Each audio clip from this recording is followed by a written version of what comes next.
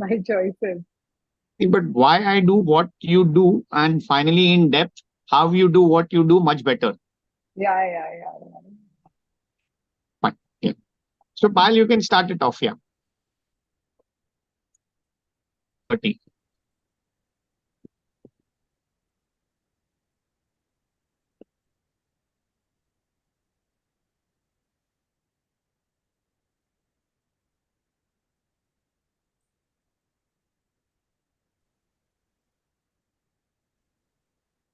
Okay, Namaste okay. and good afternoon. Welcome to the Bloom 192nd Bloom Talk Show. Today we are having a dynamic personality named Jaspreet Kaur. Welcome, Jaspreet. Thank you so much, Payal.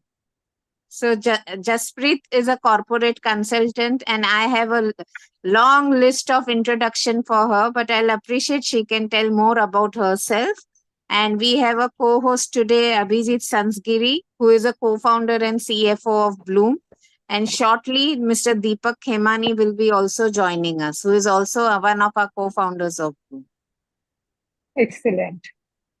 So let me begin with my academic qualification. It's a little surprising. I'm an arts graduate who became a banker at a very young age of 21. And these are those times when private banks had just come, licenses were being given. And banking was something that I never wanted to do because I was extremely poor in mathematics.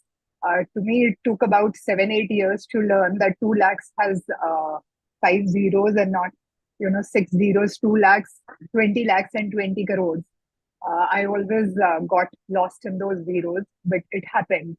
I wanted to be a journalist, but that's something that my father chose for me and wanted to be in the area of communication. Eventually, did banking for a few years, and one of my mentors identified some talent in me, and he thought I would do a good job as in the area of communications. And from hardcore banking, they picked me up, groomed me to become the spokesperson of India's largest private sector bank, that's ICICI Bank, where I worked for 8 years. From there, being the spokesperson, I also became the media advisor to the chairman, CEO, and board of directors. And my primary job was to create a strategy in terms of building their image in the global and Indian business world. By in certain ways, for example, media presentations and events we would attend, engagements we would like to do. So strategy and execution was my job. It gave me a lot of exposure to work with closely with the leadership team.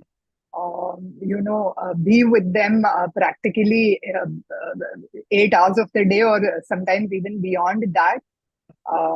Know about their journeys, what got them there, what were their insecurities, and what is required to be there. And post that, I joined a French bank, BNP Paribas, at the peak of my career when I was in ICICI Bank. Again, a tough decision, a choice that I made to move to a foreign bank. Worked with them for 1.5 years, and I was vice president, brand and communications, and CSR as well. So that gave me a very different perspective working with a foreign bank and especially a French bank. And then in 2015, that is something that I had decided at the age of 21, that when I turn 40, I'm not going to work for anybody.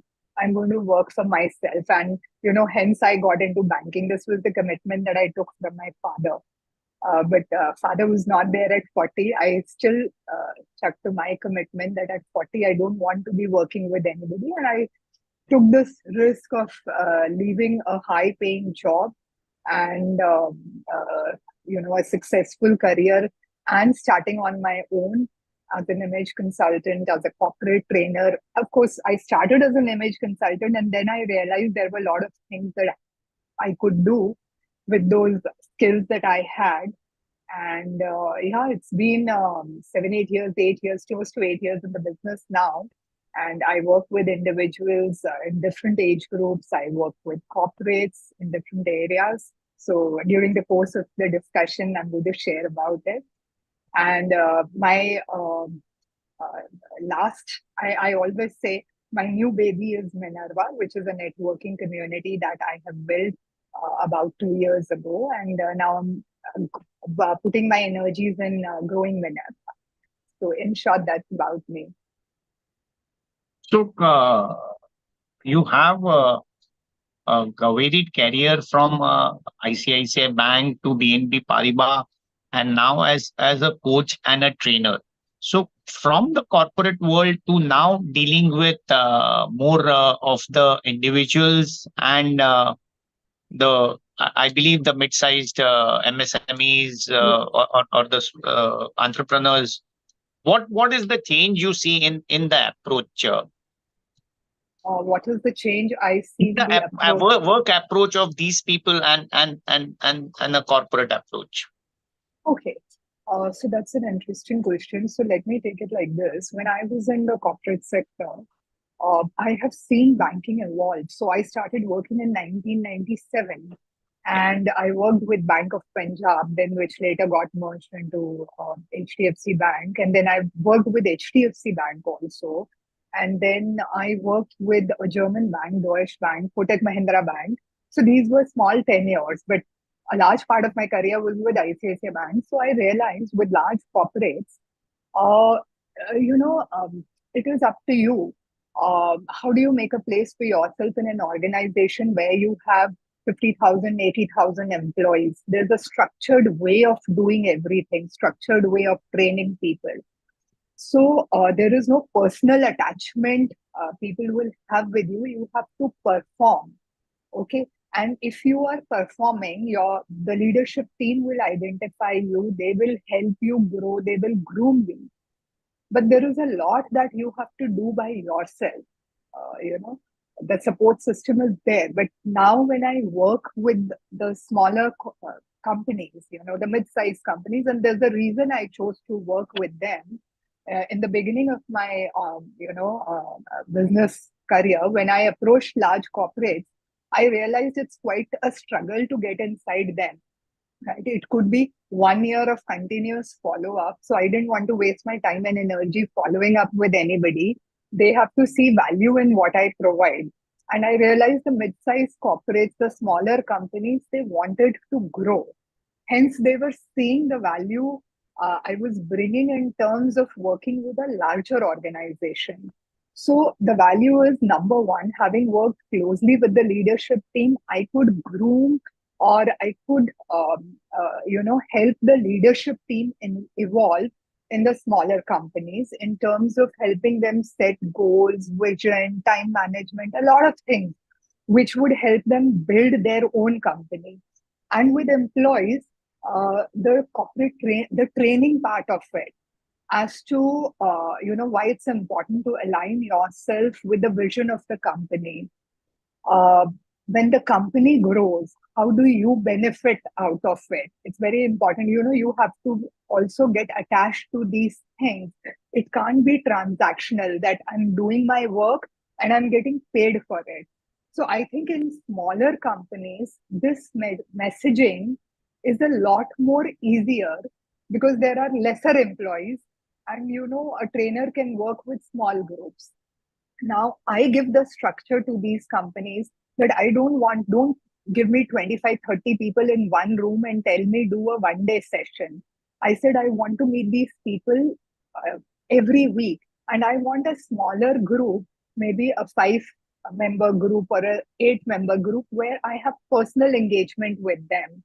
Yeah, these are not skills, technical skills that you hold a workshop and they will learn it. These are soft skills, and I need to work closely with them.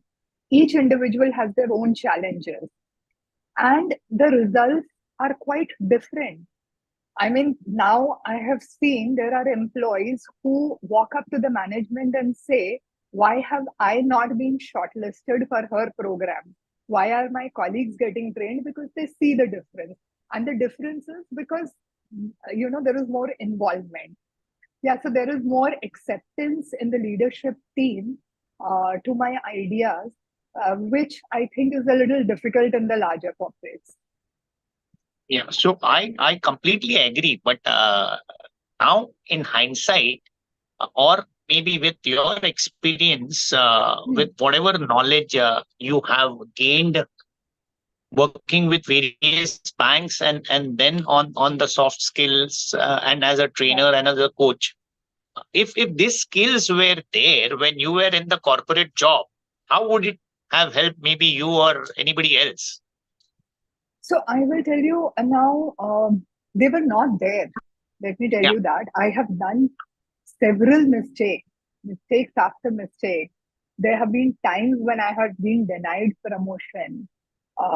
There have been times when I have not been given ESOP because of all those mistakes I did. And there was a time when I was lucky, I got a couple of good mentors who realized that there are certain strengths that she has. Even if she's not doing certain things right, there are certain strengths. Let us capitalize on those things. There was no training that I had. I learned it from my mistakes. And the reason I got into this profession of helping people and developing these skills was that please do not do what I have done, all those blunders. And sometimes I am ashamed of talking of those things, but then it's okay. That's how you learn. And yeah, so the training programs really make it easy. They tell you what not to do. And why do you want to always do mistakes and learn? Why not take a professional's help and make the process easy for you to learn? Yeah, I agree, because I was a chartered accountant and only into numbers and numbers and numbers. And Hmm. when I joined the corporate, the times Hmm. when I was only doing the number part was good. But when it came to a different role, which was other than numbers, I, Hmm. I don't think the organization had equipped me with with the soft skills. So it's all maybe you are on your own and learning and coping up with the challenges. And a lot of times it becomes just a tick box exercise to have some trainers or some external coaching. I think a lot of post COVID, the soft Yes. skills and maybe the emotional quotient, or all the mental toughness, as you call, has become very relevant. So I think your experience of being in the corporate world and maybe would have help you a lot. Oh, So any yes. interesting developments or Oh, which yeah, you would yeah. like Why to not? share? So many of them, so many of them. So I should begin with small mistakes that I did, and then later on they became so big. So, my learnings from them. So when I was in hardcore banking, I was posted at one branch, in Ambala, those were HDFC Bank days. And I saw some of my colleagues, at the end of the day, you have to balance all your accounts, the internal accounts. So they would see there's a difference of 50 paisa, 10 paisa. Who's going to spend half a day identifying the difference of 50 paisa? So they would transfer money from their account at 50 paisa, nullify the accounts, settle them. Now, when you are not supposed to do it in banking, me being me, I thought this is not what I've been trained for. And I, told my bosses and, the super bosses, and of course, those colleagues were told not to do this. But I realized later my bosses knew this, and, they were perfectly okay with it. I was transferred to some location and abruptly, and I did a lot of these things, and I realized nobody was wanting to keep me in their team. They would keep giving me transfers from one place to another. And this is just like, when you watch in Hindi movies, there is that hero or, some police officer who always wants to stick to the policy. And then they get transfers, and the same thing was happening with me. And people were scared of keeping me in their teams. And, this was very, very discouraging. But eventually I started learning that this is not going to take me anywhere, and everywhere I am failing when I would sit and introspect. And then when I moved to media communications, also this was the first time when there was a crisis at ICICI Bank, and the CEO then she called for a meeting in the boardroom. Um for the first time, I was supposed to enter the boardroom with one of my senior colleagues. And all the business heads were sitting, and she was at the head of the table, and she was questioning, and most of the people were silent, and they were coming up with solutions. She wanted to know why this happened, and people were focused on what can we do now. Now, me being me, in my enthusiasm and excitement, thought I have done my root cause analysis, and it's very important for me to share this. So I didn't think of my senior colleague, and I started speaking. And my senior colleague wrote in the diary, Jaspreet, we are not supposed to speak. And I didn't care to look at him. And I spoke, and everybody was stunned, and they were looking at my face. I thought I've done a good job. And then after the meeting got over, my colleague explained me we are a support system. When we have seniors sitting there, when they are not speaking, we also have to stay quiet. And then he explained me why they were not speaking. Today, if you speak against one colleague in a larger forum, tomorrow, you may be in a difficult situation. The other colleague is not going to spare you. So you have to strike a balance, maintain relationships, find solutions rather than all the time being truthful about everything. So you have to learn these dynamics. And I think the other learning was at times we feel it may be a joke for us, right? Something that we speak very lightly. And I'll give you an example. Again, the senior colleague of mine, uh, I would not get a lot of opportunities because of him, because he was there. And I thought I could do an equally good job. So this is overconfidence that you can do it.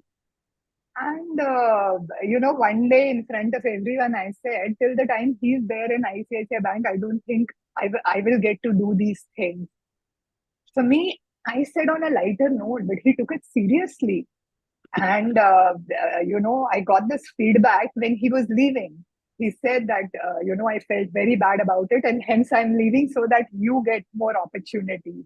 And I realized what was a joke for me and spoken with a certain intent, but it was not received with the same intent, and he took it seriously.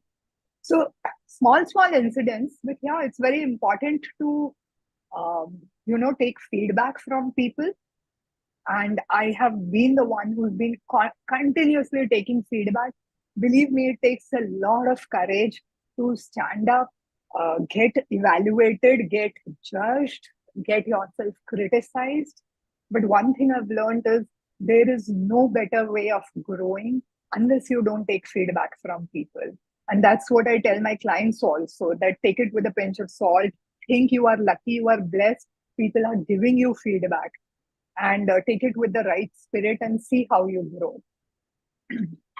But when I think these incidents which you told, they would quite be normal for any person in maybe who would be in your place. Most of them could have done the same thing.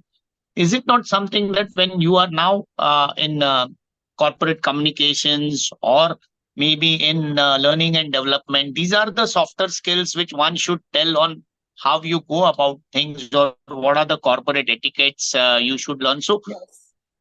aren't there some gaps which actually need to be filled? Oh, yes. So let me answer this. Now, we were never trained for it. I have learned it from my mistakes.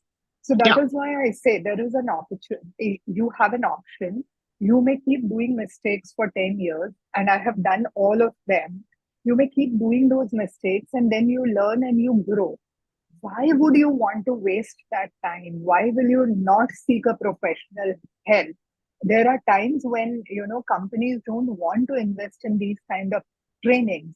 They don't see a value in it, and because I meet a lot of people, I get to know about it. But then my point is, if you can afford it on your own, invest in it, right? Don't wait for your company to do everything for you. You should invest in it. I really wish in those days if we had these kind of, I mean, I knew that these kind of services are available. I would have definitely gone in for it, wouldn't have thought for a moment why I need to spend these few thousand rupees. I'm earning enough to spend on myself. I would have done this. I really wish people should see that what is it that they are going to get from this investment.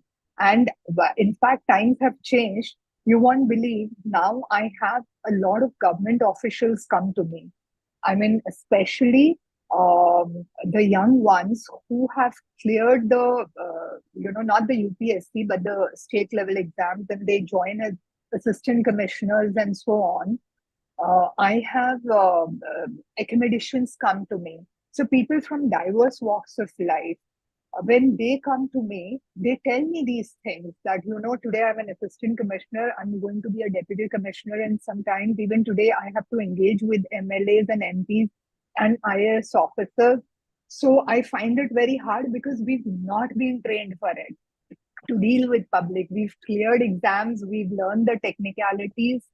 Um, I had a client who was an pass out from IIMS Kolkata. So I mean, there are a lot of clients I had who were in leadership roles and pass out from top business schools, and they would come and say the same thing to me, that while we have our academic qualification is very good and we are from the best of these schools, but we've not been trained in these things. And I should say hats off to SP Jain Management Institute, where I've been working for 5 years now. And they were the ones who thought, and I'm talking of 2016, I had no exposure to these schools because I'm just an arts graduate. And, fortunately, I had clients coming from these schools. So I realized. So there was a time when, there was this head of department for the executive MBA program that they had. And, he called me and he said, we would like you to train our MBA students, the executive MBA students. And I thought, why would somebody want me to do that? I have no background, and teaching in a B school is a very different ballgame. I said, okay. He said, whenever you come this side, please let me know. I never cared. Again, after 10 days, he called me and he said, I was waiting to hear from you. That's the time when I thought he was serious about it. And I met him. And then they said, we want you to work with our students on behavioral skills and how they need to articulate themselves in the interview, because they'll be doing a transition of career from engineering and getting into consulting roles. And I thought, okay, they said, why don't you do a mock session for us? I agreed to do it. And they had about 7, 8 people come and compete for this role of a trainer. And I was one person and there were teams there. I don't know what worked for me, but I got selected. And in the last 5 years, over 1,000+ students in the executive MBA batch. And the area I work is, communications and soft skills, everything that they need to clear the interview. Because in today's time, companies, while hiring, they do think that we know his or her technical skills are going to be good because they've already worked for anything between 5 to 10, 11 years.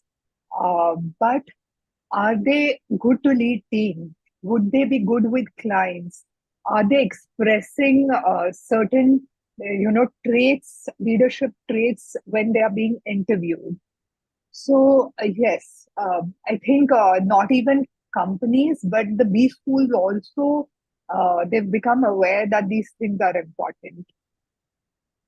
Yeah, I agree. I completely agree. And maybe even when I look back at my time when I did my chartered accountancy and my law, the focus was entirely on your IQ. It was just Yeah. maybe the education system was also cramming things up, and because of Yes. your intellect, you used to go there.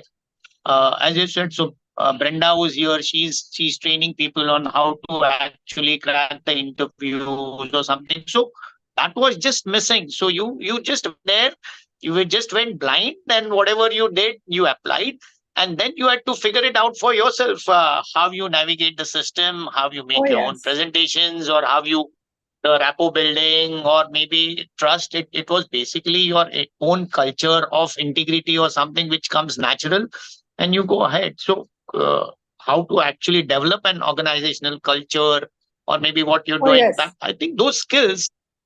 And how do you see? I think what I look back is that COVID was the turning point because of the digitization which happened, and maybe because people were free and they learned all these skills. So that was the turning point. Or you see anything as a turning point which has led to the importance of these softer skills vis-a-vis the technical skills?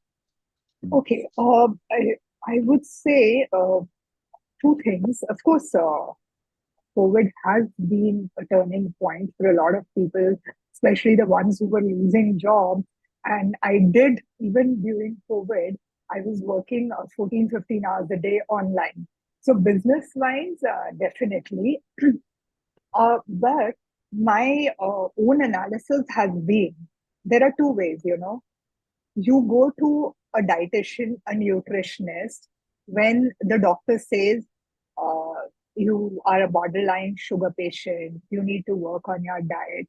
Okay. And the second is that you want to be fit and hence you go to a nutritionist. So, pre COVID, people would come to me because now the boss has given them a feedback. Now, imagine boss giving me a feedback about one of his subordinates as to what he wants, what kind of improvement he wants to see. And he was the CEO of a very large company, and he gave me feedback for one of his team members. The team member was coming to me, he was doing fantastic. After 2 years, I had the boss come to me. So, I've seen those things. Now, so going back to the nutritionist part, so there, you need to identify everybody in their career reaches a point of plateau. They're stuck, they do not know how are we going to move ahead. Either you get good mentors who will help you. I keep saying these word mentor because I've got those kind of mentors who've helped me, who've given me a direction. But not everybody would be lucky, and they'll keep struggling as to what do I do now. I'm stuck. There are people who are growing, but I'm not growing. So that was a turning point for me from my story when I was stuck in my career in 2008 when there was a recession, and everybody lost jobs, but I didn't lose my job, but definitely I was stuck in my career and I didn't know. So I got good mentors. I navigated and followed them to the T, and I continue to be in touch with them. So the turning point for me was my own story where I had to struggle and almost on the verge of losing job. And then, of course, pandemic, when people had time to think that what if I lose my job? What if these kind of natural calamities or difficult situations come? Am I equipped to even start something of my own? See, doing a corporate job is very easy vis-a-vis starting on your own. So there is no way you can have a business without the soft skills and without this thing, your network. So that's where network came into picture for me. So corporate job is you get paid for what you do. At the max, you may be denied a promotion. You may not get a good bonus. You may not get those many ESOPs that top performers got, but you still get your salary. In a business, you have to dig the well each month, identify clients each month. So many things you have to do day after day, and then you make money out of it. So how tough was the transition of how easy was it? So it was very tough. So again, me being me, in the when I just left my job, and it was a tough decision. As I said, I was at the peak of my career, and my I was 40. My son had gone in class 10th. I realized if I'm not around him, he may not even do his 10th class. And also, he had aspirations to go and study overseas. So I thought this is one time when I can be around him and help him do a few things. Of course, the study part he has to do on his own. So I didn't sit even a single day. Started with website making, this, that, and of course, I did a few professional courses. before I actually started the business. But the point was, having done all of that, the biggest challenge was that I had spent 15 years in the banking sector, and now I knew nobody outside the banking sector. So my colleagues were my friends. And now, because I don't go to office, out of sight and out of mind, very natural. I used to go to the gym. Uh, that was one thing that I do 365 days.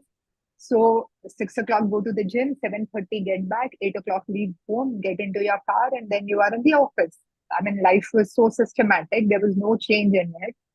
So in gym, people had an impression that, because they had never seen me smiling. So, you know how your personality gets shaped. When you work with the leadership team, you always have a pinned smile. You lose your natural smile. I'm sorry to say that, but that's how you need to conduct yourself. And then you realize that you've forgotten how to smile because you are only moving around with people who do not laugh at workplace or do not smile at workplace. So I mean, first I had to relook at myself, that with no smile on my face and I'm so unapproachable. Why would anybody want to hire me or hire my services? The second thing was looking at my wardrobe. In my corporate life, I had only worn blues and grays. So I had nothing in my life except blues and grays. So that's how bankers are, right? And the third thing was, and the most important thing was, with whom do I do business? I don't know anybody to even say that this is what I plan to begin. And that was my first step, talking to my doctor, doing some search on the internet. So that's how I found BNI. And I joined BNI. I thought at least I will know some people because I live in Navi Mumbai. So let me join BNI and figure out if I get to know some people. It really worked well for me, and I think it was a good platform for anybody who wants to do business networking at the initial stages of your career. So I stayed invested in BNI for a couple of years, and I realized I started developing my network, knowing people. I started getting some business from them, and then when I realized I have. It's becoming a little difficult for me to give so much time to networking day after day. And I am in a position where I'm getting decent business to take care of my requirements. I exited. So, and then having worked with a lot of women clients, women entrepreneurs especially, I saw a need that one thing was common amongst all women entrepreneurs was they had no friends. So, especially the ones who get into family businesses at a very young age and they get absorbed with work, they get married, they have children, and they had no time to make friends. So, working with women, I realized their focus in life is only work and family. And when I say family, it is primarily focused towards family commitments, all those social gatherings they have to attend. So there is nothing outside for them. So, because I was a very friendly person, it used to become very difficult for me to make friends also. And, my good friends are homemakers. So that's how I created a networking platform, that it's not important that you meet only to discuss business. There are so many other things that we have in common. We all have common challenges, right? We all have growing children. As a women, we have common challenges, health issues to discuss. So I said, why even think of business? Business can happen if you develop that kind of relationship. Business may happen. And that's how I came up with this networking group, Minerva, a couple of years. It was only and only for women initially because I realized women needed a support system, a system where they were not evaluated, a system where they could say anything and everything and they could get support from each other. Now, when I talk of men or their brotherhood, I mean, there is so much that you need to learn from men. Because I shared with you 365 days I exercise and I go to a gym. uh, I'm not sure how many of you go to the gym, but if at any point of time you've gone, you would have observed this, that if there is one boy or one man exercising, you will see three or four of them standing to only cheer him up. There'll be one making his video, there'll be one standing behind him to help him lift those heavy weights. And I've never seen women, exchanging greetings also. There is so much of competition in them. But men, they aren't even friends. And yet, they'll be helping and supporting and cheering each other. I thought there is so much that we need to learn from them, all the good things. So then, this is when I decided in Feb, after doing a very large Minerva flagship event, that let's have men also on board, and let me take this to Mumbai, because I think men and women, they are there are so many strengths that women have, there are so many strengths that men have, and they are complementary strengths, and things that they can learn from each other. So I thought, let us get them together. And of course, I keep getting questions as to how can women socialize with men? How can they be at one platform and be friends? But I'm trying it. I'm trying. Let's see what happens. Oh, good. So you've basically even explained us how maybe the birth of your Minerva Oh yeah, took I place. think that comes Yeah, to me naturally. Yeah. yeah. So Yeah. Deepak, my co-host, is also there, and Deepak, will you take it ahead? And I just when you said something in the corporate world about the smile, so one question to Brenda. So Brenda, is it the smile which we see? Is it after you quit your corporate job, or was it there earlier also? For heaven's sake, Deepak, I mean, obviously, my smile is my logo. Oh, Which I fine. So go on. corporate or no corporate, it was always there, right? No corporate, no personal, nothing. If you see me anywhere, anybody, even stranger, Fine. will only remember me by my smile, because I smile at everybody and the smile reaches the eyes. So it is Oh, great. but Fine, when fine, you smile really, the crinkles reach your eyes, it's not fake. fine. Yeah. Perfect. Deepak, yeah, over to you. Yeah, so I mean, talking about smile, and Brenda always has this shocking red lipstick, which she always wears. And my mom always, when she used to get up in the morning, immediately, even before going to the kitchen, no, she'll just put on her lipstick. And I used to tell her, Yeah. अभी तो कोई आने वाला नहीं है, you are not going down, lipstick क्यों लगा रही है? नहीं नहीं, अच्छा दिखना चाहिए. So this was her thing every morning. And So, when so, she so got I married, want to then add something to it, Deepak. yes, And just breathe. Please go yes, ahead. see, you know what? It is also a sign. We love ourselves. We want to look good for ourselves, and lipstick speaks volumes. I mean, me being a Punjabi, I remember a boss giving me a feedback that you are the only one who applies lipstick, and how much do you invest on your lipsticks? But believe me, it's so important to feel good, and if the lipstick makes you feel good, Yeah. I think every lady should apply it. Yeah, and I'll Yeah. just continue that story. When I Yes, got married and my please. wife came in, now she has these natural pink lips. She doesn't apply lipstick a lot. And mom, हाँ. जिस दिन पहले आई, lipstick लगा फिर नीचे उतर. मेरे को लिपस्टिक लगाने की आदत नहीं है. बोला नहीं लिपस्टिक लगा के बिना नहीं उतरते. So Okay, okay. so Yeah, from yeah. one blue wearing person to Jaspreet, the first name that comes into mind when you hear Jaspreet is Jaspreet Bumrah. Okay, okay. And we have Jaspreet Kaur here with us. And just let's have your natural wide 32 pearly smile. Just Oh, let's see. okay, okay. I don't know if those 32 are there, but yeah, I do laugh and smile a lot.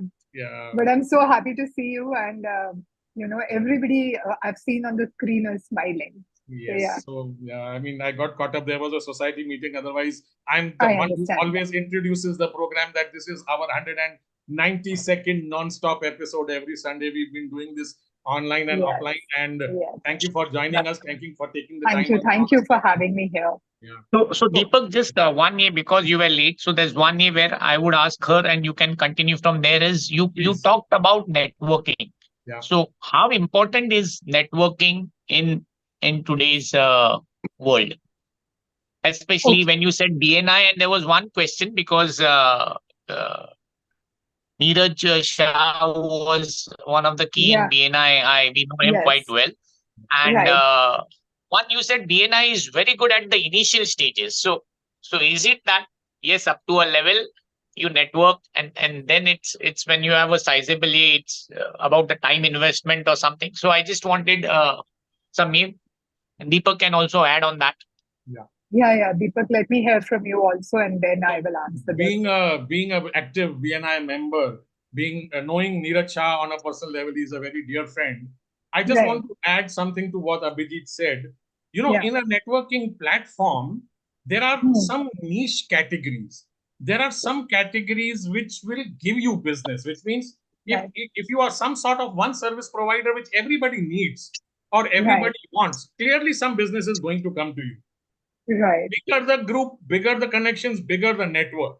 This is what Right. we get to learn in BNI. But let's hear from you, Jaspreet. Is it really true that it needs to be a network of 100, 120 or 150 people, or even a network of 30, 40 people is good enough to start making money? Sure. So this is an interesting question. Now, few things. It's very important to give you a context of why I said a little while ago what I said. Number one is that having done a corporate job where I was in a support group, not a business development group, right? So I was designed in a certain way where it was very difficult for me to every time stand up for 30 seconds and talk about myself. This is what I do. कितना भी creative बनाओ, at the end of the day, you have to talk about yourself. So this was very difficult to do. Second thing, you are used to getting your salary. You don't have to, work so much hard to make money each month as you do in your business. So, meeting people, developing your network, it was very difficult for me to understand in those stages of my career, when I had just begun. So, the mindset shift that you require. Now, you have to believe that networking works. Yes. Okay. And you have to identify. So, coming to the point, you said that will it work only with 30, 40, or you need 100, 120? Well, one is only knowing people in the city. And let me take you back to a very old incident. My father passed away in 1997. And when he passed away, we had a 5 kilometers traffic jam in our town. Okay. Right from the man who constructed our house to every employee who had worked with him in different stages of his career, including the chairman and the MLA, every person was there. All our relatives were there because, he was a known personality. He was a nice man, not because he was my father, but the kind of network he had, living in that same city for so many years. His tailor also came. So it is not important, only to expect benefits and then make relationship with people, right? The tailor will only see him twice a year to take his measurements and stitch his clothes. Yeah. But that is one thing I learned, that if you live in a certain city, Yes. you have to know people irrespective of how useful they are to you, because you never know who somebody who is irrelevant to you in your network today could be relevant to you after 5 years or 7 years. So very important to know people who are around you. Why limit to 100 or 120 or 150? It could be endless. Now, coming to business, as you said, some people will need your particular kind of services. Yes, it's a good idea to identify your target audience and focus on developing your network, but do not break your relationship with others. Now, when I said, a little while ago that 2 years I exited, so there was a different reason to exit. My son was hospitalized, and then I had to take him to US, and all. There were some personal reasons also. And then also other thing that I thought was, which I said a little while ago, that it was I had figured out that I was not cut out for business networking. I was not cut out for that. It was very hard for me to do certain things. So I made a choice that if I'm not cut out for it and I'm not very comfortable going and talking about myself and sharing my success stories all the time, I do what I like doing and I do it in my own way. And I have my subtle way to market myself, right? So I'll do it in my subtle way. And that is how I came up with Minerva, that there are many people like me who do not want to do marketing, business marketing, who are okay developing their network, and they're okay developing relationships, and whether it is business or any other benefit that they would want to derive from that network, it can come at its own pace and time, right? It may come in 1 year or 5 years. But one thing for sure I had learned during that time is, and I'm not being overconfident about myself, that most of the time my data said that people who would come to do business with me, there are chances that they may not do it today because it doesn't fit into their budget or scheme of things, but eventually they will come back to me, right?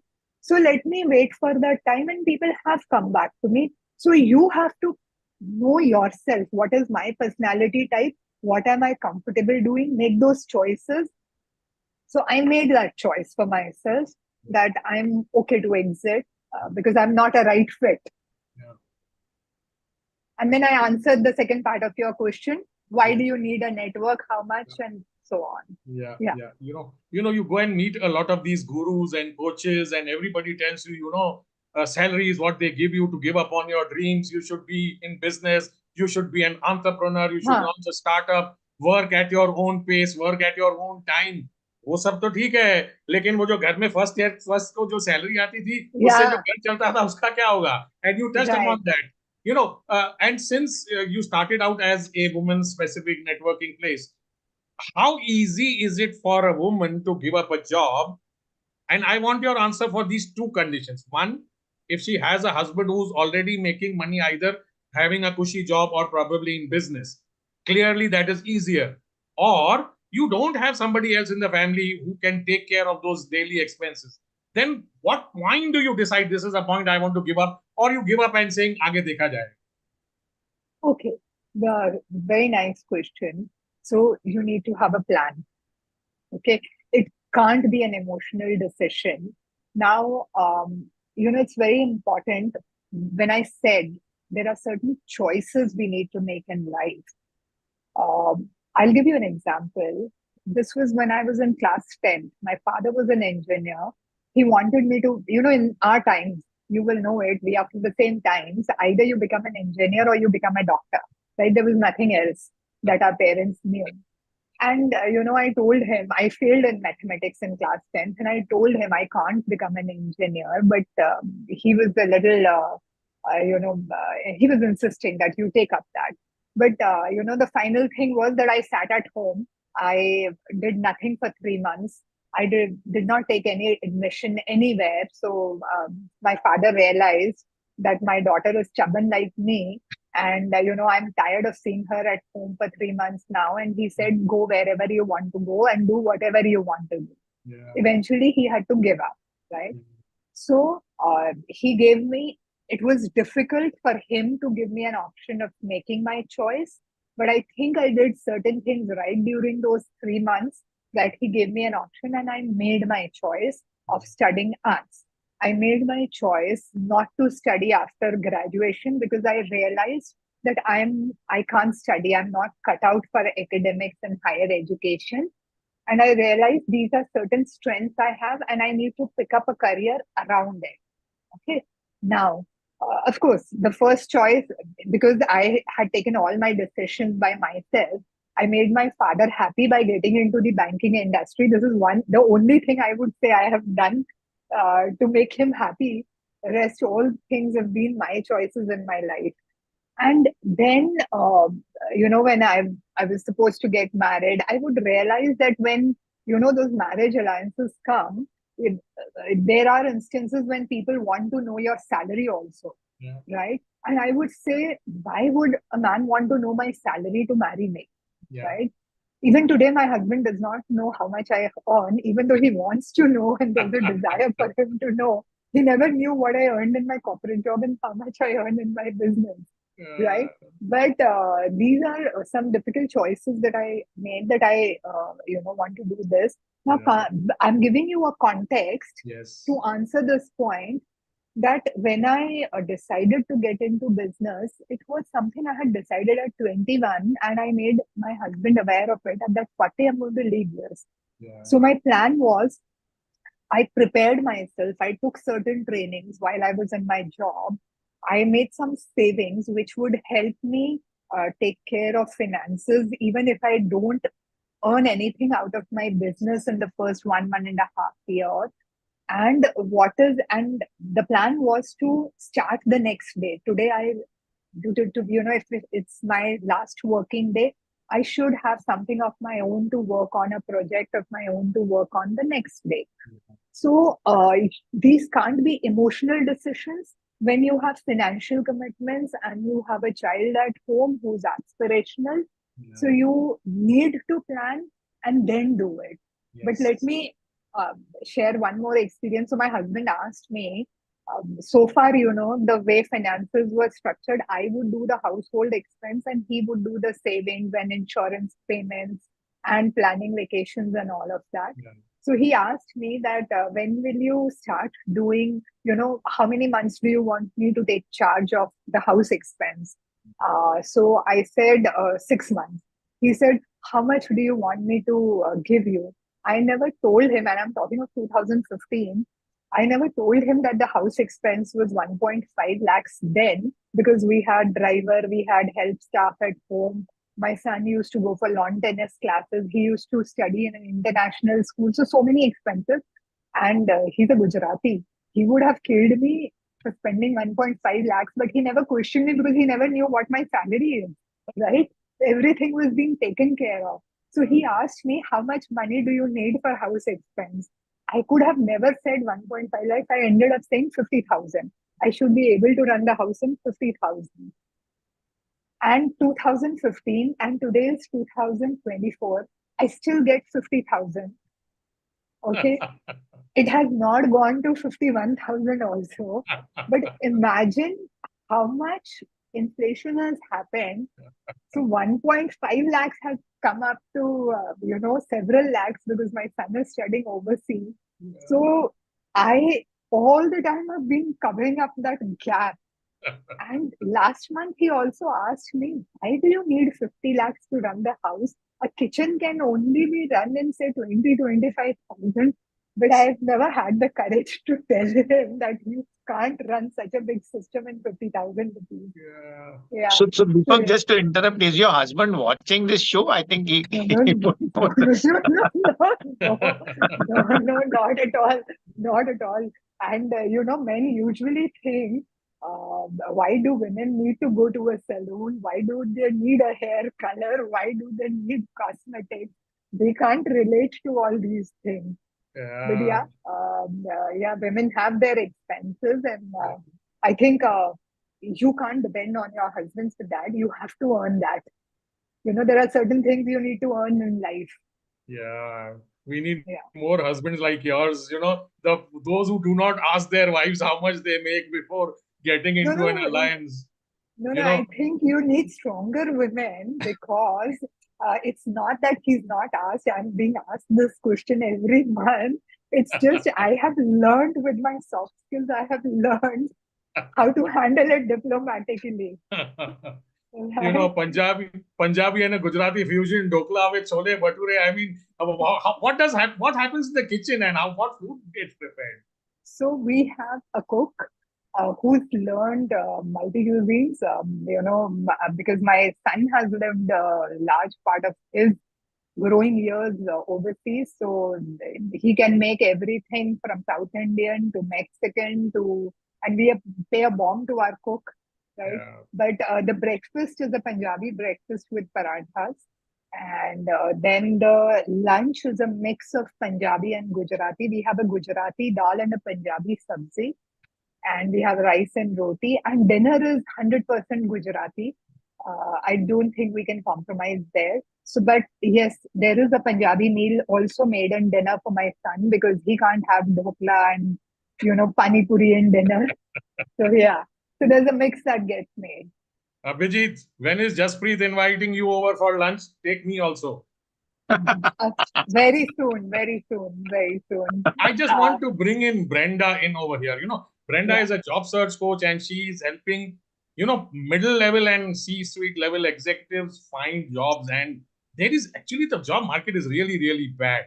So, Brenda, I'm just marrying what you do with what Jaspreet is doing or what a lot of people are actually doing. At 40, 42, 45, they decide I want to give up a job. They'll try a stint in entrepreneurship. If they fail, how easy or difficult is it to get a job and go back into that rigmarole again? First of all, let us be very clear that there is no full-time lifelong job except in the cemetery. So that question doesn't arise that I'm going to have a fixed salary for the rest of my life. Every company, Unilever has said, we will give you HUL or whatever, we will give you a job for 9 months, right? There are 3 options they've given. This is one option. So we have to get it clear in our mind that lifelong jobs till 65, 9 to 5 is only cemetery. Not possible. So which means the gig economy is here to stay. And what does the gig economy mean? It is essentially some kind of entrepreneurship, some kind of working out. So you have to marry both. Even if you have a corporate job, it will be fractional working, which means I'm working for Hindustan Lever for 9 months in the year, maybe 4 months in the year.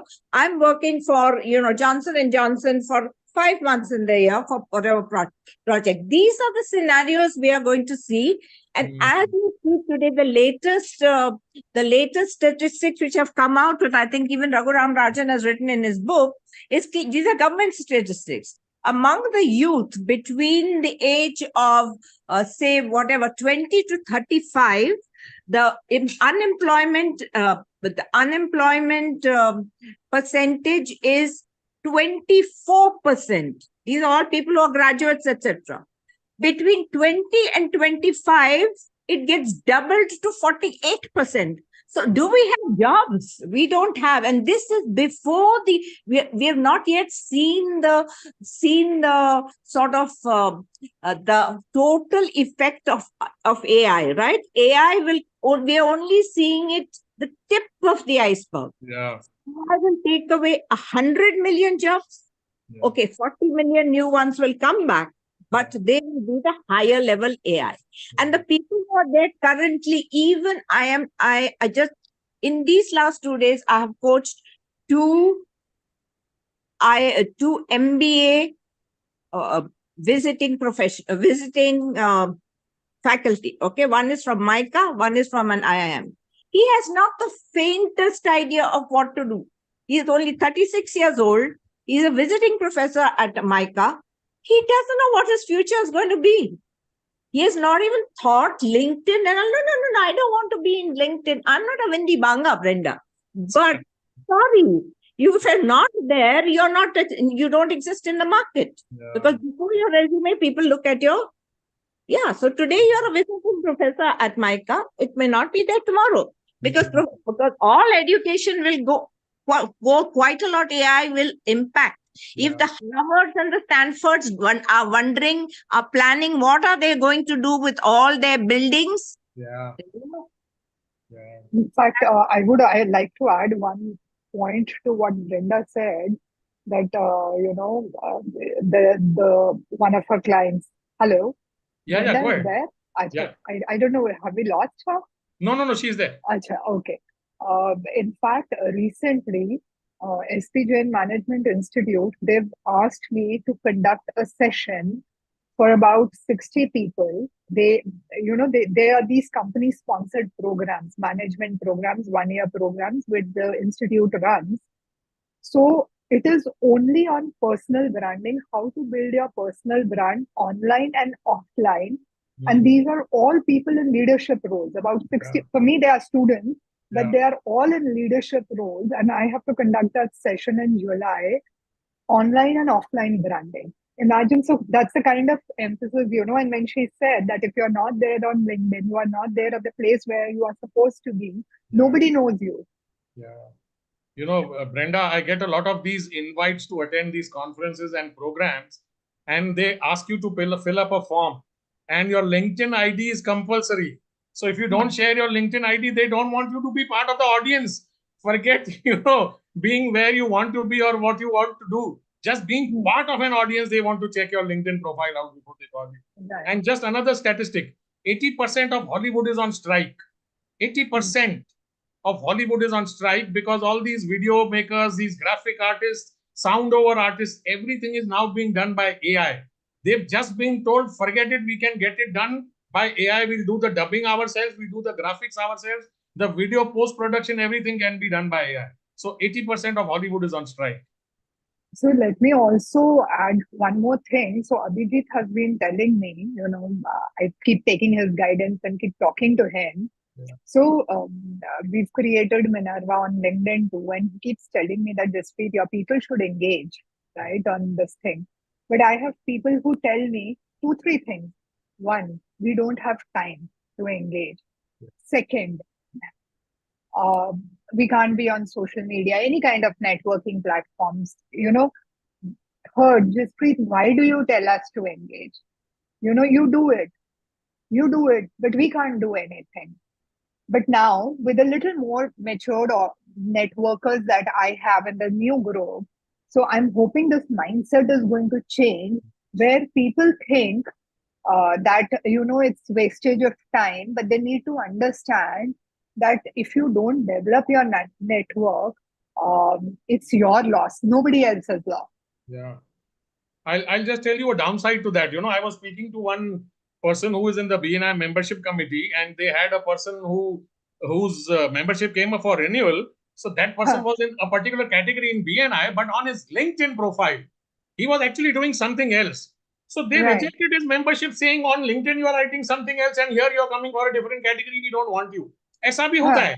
I mean, I'm huh. just surprised. What has my LinkedIn profile got to do with what I'm doing in my networking group over here? You want business, I Right, will give you business. But right, this is also happening. right, So there are right. pros and cons both. So at Yes. this point, let me open up the floor. Anybody from the audience would like to say anything, comment, ask, just read the question. Please go ahead. So I think I have spoken a lot, and hence the audience did not have questions for Yeah. me. Any question, any comment? Yes, no, I don't think this is better or what. So Yeah. clearly, as Brenda said, gig economy is the order of the day. The days of being permanently employed and, getting pension for life, retiring, having a cup of tea and biscuit in the evening in your balcony or in your yard, those days are gone. That will never happen again. Whatever you are doing now may be relevant for the immediate future, but what is going to happen 5, 10 years down the line, nobody knows. That is why Jaspreet also said before she jumped in, she had a plan. She had prepared that, for this many years I will work. After this much, I will have this buffer. Only then I will be able to jump into entrepreneurship. And probably if it wouldn't have worked, there was always a choice of falling back on and doing probably something else. So always have a plan, always have a plan B, sometimes maybe even a plan C. But it's 1:34 on a Sunday afternoon. Our families are waiting for us for lunch. You can enjoy your fusion of Gujarati and Punjabi. I will have my Yes. Sindhi lunch. Brenda will have her lunch, which she has. Abhijit ne shayad khana kha bhi liya hoga, I don't know. Let me take this opportunity to thank you for joining us today. And Thank you. before we end, you spoke about engineering and doctors. You know, the guest we had last Sunday, she was a doctor from the army, from the armed forces. She said we have 16 doctors in our family. तो 25 साल पहले doctor और engineer होते थे और कुछ होता ही नहीं. Yes, yes. But thank you so much for having me here. Thank you, Yes. Abhijit. Thank you, Deepak. Thank you, Payal. Thank Thanks a you. ton. And you all have a Thank you. nice Sunday. Thank you so much. Thank you, everybody, for joining in. It's the 192nd consecutive Bloom Talk Show. Please join us next Sunday for the 193rd. Let's keep this record going and breaking this Deepak ji. record. 100 and yes, Amit, you want to say something? Go आज का गाना आज का गाना. दीपक जी, आपका 200 mark कभी हो रहा है? 200 mark is in June. आज का गाना, अमित, कौन सा गाना गाऊं? नौकरी पे ही हो सकता है. हंसते हंसते कट जाए रस्ते, जिंदगी यूं ही चलती रहे, खुशी मिले या गम बदलेंगे ना हम, दुनिया चाहे बदलती रहे. Happy entrepreneurship to everybody. See you next Sunday. Yes. Bye-bye. Thank you, Bye everyone. bye everyone. Bye-bye. God bless us Thank all. you. See you. Thank you. Namaste, everyone. Namaste.